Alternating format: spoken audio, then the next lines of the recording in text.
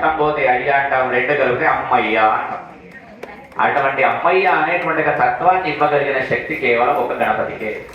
అటువంటి అద్భుతమైన రూపం మహాగణపతి ఆ సింధూరాసురుణ్ణి సంహారం చేస్తాడు. అందుకే ప్రతిరోజు ఏం చేయాలట అంటే, మనం లేవగానే ఎవరి ముఖం చూస్తే మంచిగా ఉంటుంది అంటే, లేవగానే ఎవడో ముఖం చూసినా అనుకుంటాం. ఎవరి ముఖం చూడడం మన ఇళ్లలో ఉండేవాళ్ళే ఉంటారు, ఎవరి మన మొహం మనం చూసుకుంటాం. కొత్త వాళ్ళు ఎవరు రాలేదు అంత పొద్దున.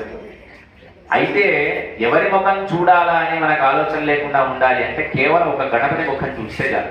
ఏనుగు వదనం చూస్తే పొద్దున్న లేవగానే లక్ష్మీ కటాక్షం కలిగి విఘ్నాలన్నీ తొలగిపోతాయి. అటువంటి ముఖాన్ని మనం చూడలేదు, ఏదో సందర్భంలో రోజు చూడాలంటే ఏం కుదురుతుంది, కుదరదు. కనుక ఏం చేయాలి లేచిన తర్వాత అంటే, ప్రాతస్మరామి గణనాథ మనాథ బంధు సింధూర పూరిశోభిత ఖండయుగ్మం ఉద్దండ విఘ్న పరిఖండన చండదండం అఖండలాది సురనాయక బృంద వంద్యం అనే ఒక చిన్న శ్లోకాన్ని మనం చెప్పుకోవాలి. చెప్పుకుంటే ఆ రోజు జరిగేటువంటి విఘ్నాలన్నీ తొలగిపోయి ఎటువంటి కార్యమైనా కూడా నిర్విఘ్నంగా జరుగుతుంది అని మనకు సాక్షాత్తు వ్యాస భగవానుడు ఉపదేశించాడు. ప్రేమ కనిపిస్తుంది. అటువంటి ప్రేమతో ప్రాణంతో ఉన్నటువంటి ఒక చూపులకు చూసింది జగన్మాత.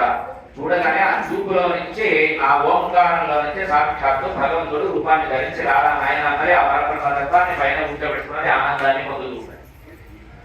ఈ విధంగా భగవంతుడిని పట్టుకుంటే ఇట్లాంటి అవతారాలు వ్యాస భగవానుడు ఎన్ని రాసినాడు. ఒకటి వక్రతుండ గణపతి విన్నాం మనం. దాని తర్వాత ఇంకేమి నాకు చెప్పండి. తన తొండం కలిగినటువంటి గణపతిని విన్నాం. ఇవన్నీ గణపతులకు ప్రధానమైనటువంటి మూలం ఇక్కడ ఉండేటువంటి లక్ష్మీ గణపతి కనుక ఆయనను స్తోత్రం చేస్తే మనం కలిగేటివి రెండు. శుద్ధ చవితి నాడు మనం ఆరాధన చేస్తే ఇష్టాపూర్తం జరుగుతుంది. శ్రీ వరదమూర్తగే నమో నమః అని మనకు వేదం చెప్పినట్టుగా ఆ వరదమూర్తి అనేటువంటి పేరు కూడా గణపతికే అవకాశం కలిగించినాడు భగవంతుడు. కనుక ఈ వ్యాసదేవుని ద్వారా ఈ 18 పురాణాలన్నీ రచించిన తర్వాత మనకు భగవద్గీతలో చెప్తారు, వల్లభోపనిషత్తులో చెప్తారు. కవిరా ఎవరిని అంటారు కవి అంటే, భగవంతుడిని ఒక్కడిని అంటారు కవి అని. ఎప్పుడన్నారు భగవంతుడిని కవి అంటే, ఋషులు దర్శించిన దాన్ని ఒకటి గణపతి స్వరూపంలో ఉంటే గణపతిని కవి అంటారు. అట్లాగే యుద్ధం చేసినప్పుడు భగవద్గీతలో చెప్తారు, కవి పురాణ మనుషాసితారం అనోరణీయాన్ సమనుస్మరేభ్య సర్వస్య దాతారం అచిత్య రూపం ఆదిత్యవర్ణం సమసత్పరస్తాదని సాక్షాత్తు శ్రీకృష్ణ పరమాత్మునికి కవి అని నమస్కారం చేస్తున్నారు.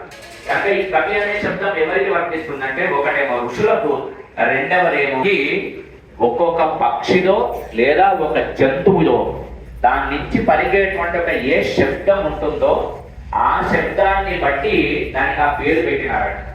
అంటే ఈ సప్తస్వరాలు ఉన్నాయి. ఈ సప్తస్వర ఈ సానే పదం ఎక్కడి నుంచి ప్రారంభమైందట అంటే షడ్జమం అంటారట. ఈ షడ్జమ పదం దేనిలో ఉంటుంది? ఈ షడ్జం అని మనం ఆలోచన చేస్తే నెమలి ఠీంకారంలో ఉంటుందట షడ్జం. అందుకనే ఆ పాడేటి వాళ్ళకి షడ్జమం సా అని కిందికి వెళుతారు. ఇక్కడి నుంచి ప్రారంభమైన ఒక్కొక్క చక్రం జాగృతం అయ్యి సహస్రారం వరకు వెళుతుంది. ఇక్కడ వరకు ఆజ్ఞాచక్రం ఆగింది. ఆజ్ఞాచక్రము తర్వాత ఉండేటువంటి నీ అనే 7వ పదం ఏదుందో ఆ 7వ పదము సాక్షాత్తు ఏనుగు యొక్క ఘీంకారంలో ఉంటుంది.